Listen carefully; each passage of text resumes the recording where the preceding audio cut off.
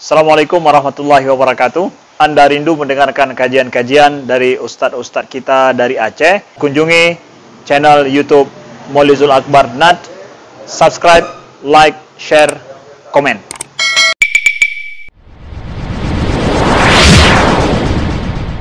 Wa ashabihi ajma'in. Amma ba'd. Rabbi shrah li sadri wa yassir li amri wahlul 'uqdatam min lisani yafqahu qawli.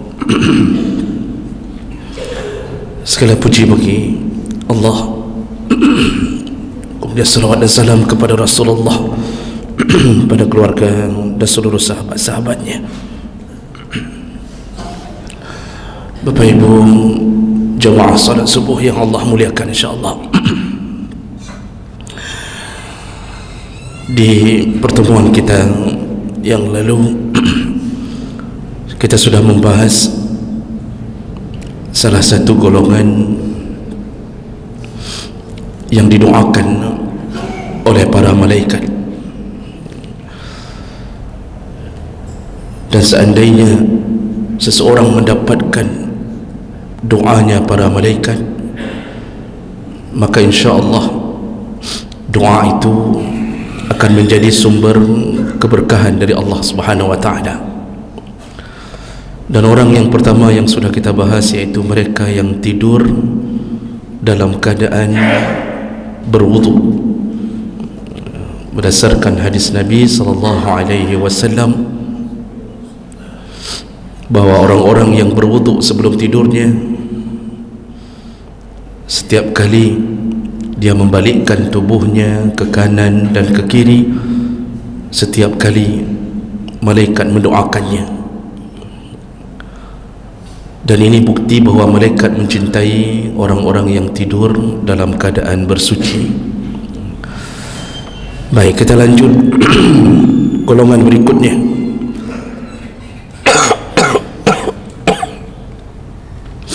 Orang berikutnya yang didoakan oleh para malaikat yaitu orang-orang yang duduk di dalam masjid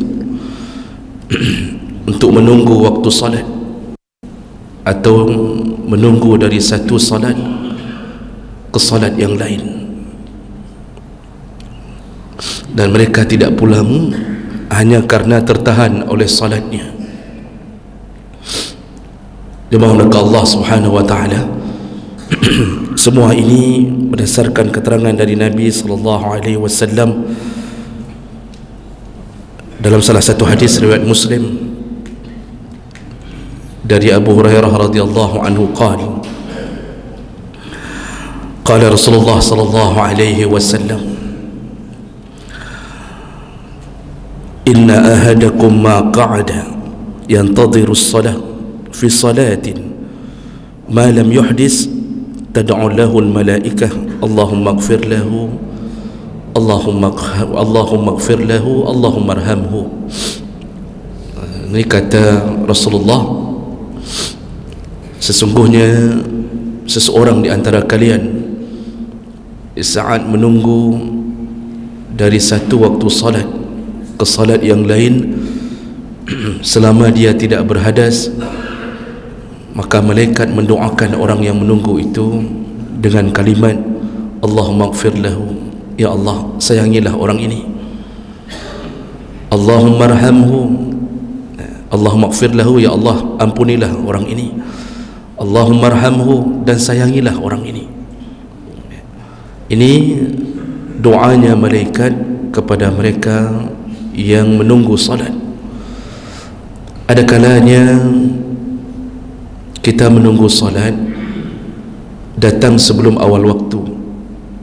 Jadi sebelum waktu datang, kita lebih awal dari awal waktu.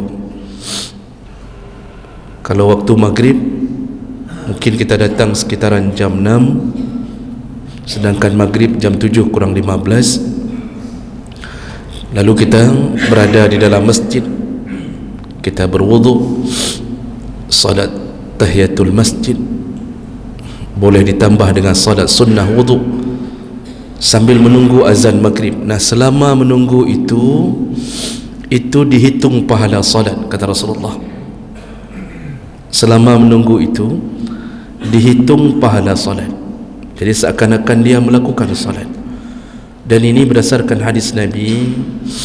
Pernah Rasulullah sallallahu alaihi wasallam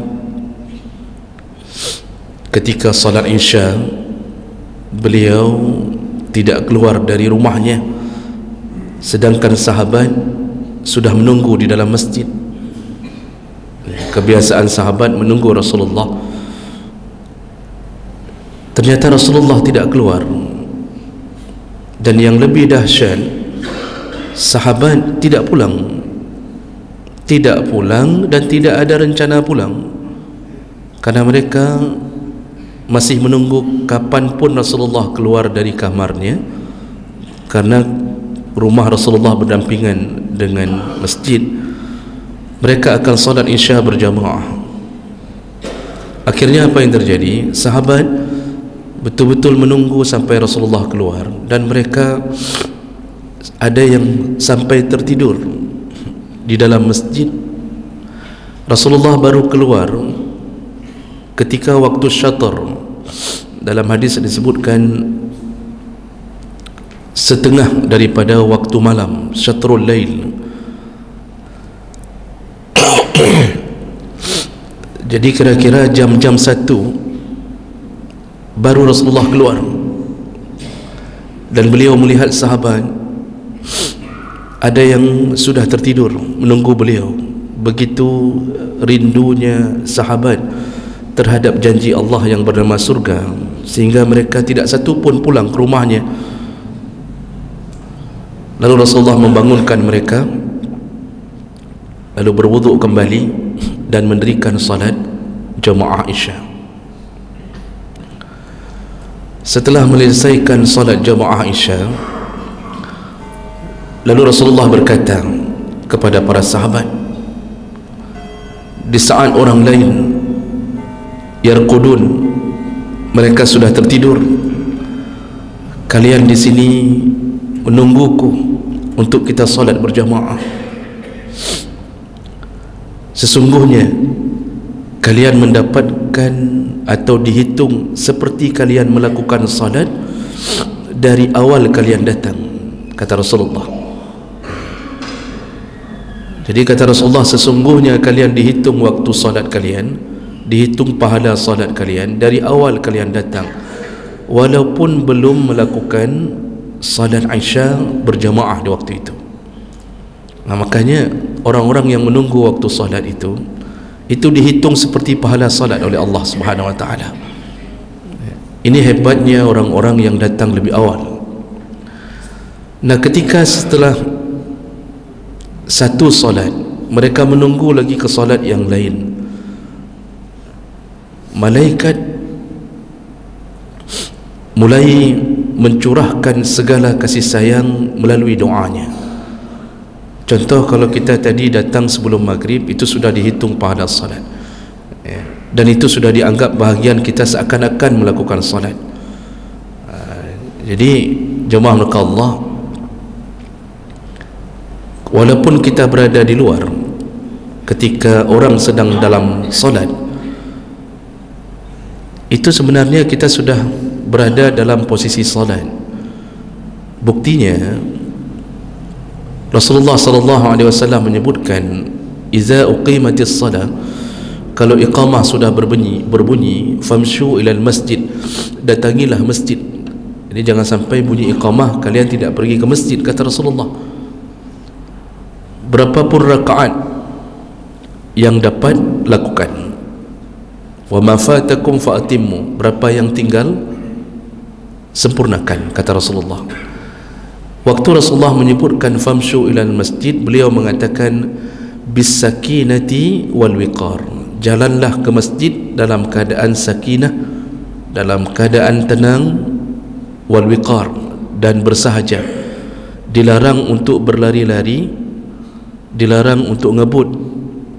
Kadang-kadang ada orang yang ketika mendengarkan takbir imam rakaat pertama itu dikebutnya motor, kadang-kadang diparkir pun asal-asalan, sehingga terhalang orang lain karena mengejar supaya dapat rukuk. Ini salah satu perbuatan yang salah. Santai saja, ya. Parkirkan dengan baik. Jangan masuk ke dalam masjid dalam keadaan terengah-engah, dalam keadaan tergesa-gesa sampai tercampak sandal, berterbangan sandal di belakang kita, ya. Lalu kita masuk ke dalam saf, tidak bisa khusyuk, nafas terengah-engah mengejar. Itu semua dilarang. Kenapa dilarang? Sepakat para ulama mengatakan, dari luar tadi, kalau imam sudah mendirikan solat di sini, kita walaupun masih berada di luar, itu suasana kita sudah suasana solat, ya. Suasana kita itu sudah dianggap suasana solat. Maka jangan sampai berlari-lari. Nah, begitu pula orang-orang yang menunggu waktu solat, walaupun dia belum solat, maka hak Allah untuk memberikan dia pahala seperti orang solat. Tentu kalau hari Jumaat itu punya fadilah yang lain. Hari Jumaat itu punya fadilah yang lain. Yang datang ke masjid di awal waktu, maka dia seperti bersedekah dengan menyembelih seekor unta. Antara jam 8 sampai jam 9 itu pahalanya seperti menyembelih seekor unta. Unta antara 15 sampai 20 juta hanya dengan datang di awal waktu. Masya Allah, seakan-akan kita bersedekah sebanyak 15 juta sampai 20 juta hanya dengan datang di awal waktu. Tentunya ini bisa dilakukan bagi mereka yang tidak ada kewajiban. Bagi bapa-bapa yang sudah pensiun, seharusnya tidak berada di rumah hari Jumaat, percepatlah ke masjid, i'tikaf di masjid. Setiap Jumaat bersedekah sejumlah unta yang disembelih. Yang datang di jam kedua, dia dapat pahala seperti menyembelih seekor sapi. Datang jam ketiga, antara jam 10 sampai jam 11, seperti menyembelih seekor kambing. Datang jam berikutnya, dari jam 11 ke jam 12, seperti berkurban atau bersedekah dengan ayam. Jam berikutnya seperti telur ayam. Kalau yang datang ketika khatib berada di atas mimbar, khatib sudah assalamualaikum, lalu azan kedua, baru kita datang, malaikat telah menutup catatan pahalanya. Lalu malaikat bersiap-siap mendengarkan khutbah. Maka tidak ada lagi pahala bagi mereka yang datang ketika khatib sudah berada di atas mimbar. Rugilah mereka yang setiap Jumaat melakukan seperti itu. Tip-tip Jumaat truk ada khatib ada mimbar, rugilah mereka. Kerana malaikat tidak mau mencatat lagi siapa yang masuk setelah itu. Dianggap ini orang-orang yang tidak merindukan pahala Allah Subhanahu Wa Taala. Dan jawab mereka Allah, doa malaikat juga bersambung bagi mereka yang menunggu dari satu salat ke salat yang lain. Contoh, setelah selesai salat maghrib, kita tidak pulang. Kata Rasulullah, tidak ada yang bisa menahannya kecuali salat. Artinya dia sebenarnya ingin pulang. Makan malam belum, dia ingin pulang. Apalagi tadi isteri telah mengatakan, nyo ada maghrib ni waju, baik lepi ibu, ni habis maghrib pulang terus ya bang, jangan sampai nasi dingin. Nah begitu kata isteri. Ternyata hatinya di masjid terikat, apakah dengan pengajian atau dia punya bersitan hati, tanggung sedikit lagi Aisyah. Hatinya suruh pulang, tapi kemudian dilawan oleh kebaikan, tanggung sedikit lagi Aisyah. Nanti kalau sudah pulang susah balik lagi. Akhirnya dia tidak pulang. Dia tidak pulang. Apalagi kalau ada pengajian, duduk kan cuma sekitar 45 menit atau 40 menit dari maghrib ke Isya, dan dia benar-benar duduk menunggu waktu Isya. Selama dia duduk dari maghrib sampai Isya, kata Rasulullah, malaikat tidak berhenti-berhenti mendoakan orang ini dengan dua kalimah, ya Allah ampunkan dosa orang ini, ya Allah sayangilah orang ini. Itu doanya para malaikat. Jemaah belakang Allah Subhanahu wa taala, kalau malaikat yang sudah berdoa, makhluk Allah yang tidak pernah berbuat maksiat, kalau kita berdoa ada penghalang, malaikat tidak ada penghalang. Mungkin kita hidup dalam keberkahan hari ini, hidup kita dipelihara Allah hari ini, kalaupun diberi sakit, hanya sakit-sakit yang mengampunkan dosa, bukan sakit yang menyiksa. Kita diberi rezeki yang berkah, gaji tidak banyak, tapi Masya Allah isteri taat, anak taat. Anak kita satu-satu berhasil dan mendekat ke agama, tidak ada yang terbuka aurat. Mereka semangat untuk menghafal Quran, belajar ilmu-ilmu agama. Semua itu kita dapatkan dari apa? Dari keberkahan. Keberkahan muncul dari mana? Salah satunya dari doa. Dan doa yang mungkin kita dapat selama ini adalah doanya para malaikat, mereka yang sering mengaji dari maghrib sampai Aisyah. Kalau kita fikir-fikir, hidup kita selama ini aman-aman saja, semua itu berkat daripada doanya para malaikat untuk kita. Namun kadang-kadang kita tidak sempat berfikir, hanya tempat dah mikir. Kita memplanningkan satu bisnis ke bisnis yang lain sehingga tidak sempat berfikir. Seandainya kita duduk merenung sebentar saja, maka kita mendapatkan alangkah bahagianya hidup kita di dalam doa para malaikat, hanya dengan menunggu dari waktu salat ke waktu salat yang lain. Namun sebagai catatan, ini yang perlu ditunggu, yang kira-kira tidak terganggu kewajiban. Jadi bapak jangan ada rencana menunggu dari subuh sampai zuhur, sehingga tidak masuk-masuk kantor. Dapat doa dari malaikat dahsyat, tapi 3 hari didoakan oleh pimpinan kantor untuk pindah ke tempat lain. Jadi yang kira-kira tidak terganggu kewajiban. Maka saya selalu menyebutkan bagi para pensiun, perbanyaklah amal. Pensiun itu kan nikmat Allah terbesar. Kerja tidak usah, gaji keluar sendiri, tinggal datangi taspen tiap-tiap bulan kan, atau keluar dari rekening, Masya Allah. Maka syukurilah, datang Jumaat lebih cepat. Jadi jangan sampai para pensiun pula yang datang Jumaat ketika khatib sudah berada di atas mimbar kan. Mudah-mudahan kita bisa mengamalkan dan memperbaiki ibadah kita dari hari ke hari, bertambah baik sampai Allah bukakan pintu surga kepada kita. Amin ya rabbal alamin. Subhanakallahumma bihamdik, asyhadu an la ilaha illa anta, astaghfiruka wa atubu ilaik. Wassalamualaikum warahmatullahi wabarakatuh.